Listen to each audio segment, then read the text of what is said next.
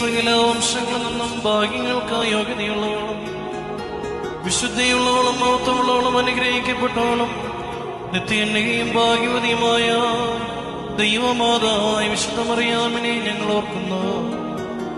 അവളോടുകൂടെ പരിശുദ്ധന്മാരായ നബിയന്മാരെയും പ്രസംഗക്കാരായ സ്നേഹന്മാരെയും എവന്റേലോസ്തന്മാരെയും സഹോദരന്മാരെയും മൗദ്യാനന്മാരെയും ഭാഗ്യവാനന്ദന്റെ യജമാനന്റെ മുന്നോട്ടക്കാരനുമായ യോഹാനോൻ മാർത്തോനായി ശമാശന്മാരും പ്രധാനിയും സഹദയന്മാരും അമ്മനും പരിശുദ്ധനും മഹത്വമുള്ളവനുമായ സ്തേഫാനോസിനെയും സ്ലേഹന്മാരിൽ തലവന്മാരായ ഉന്നതപ്പെട്ട more പത്രോസിനെയും more പൗലോസിനെയും നമ്മുടെ കാവൽ പിതാവായ മോർ തോമാസ്ലിഹായെയും ശേഷം സരശുദ്ധിമാന്മാരെയും ശുദ്ധിമതകളെയും ഒന്നുപോലെ നാം ഓർക്കണം.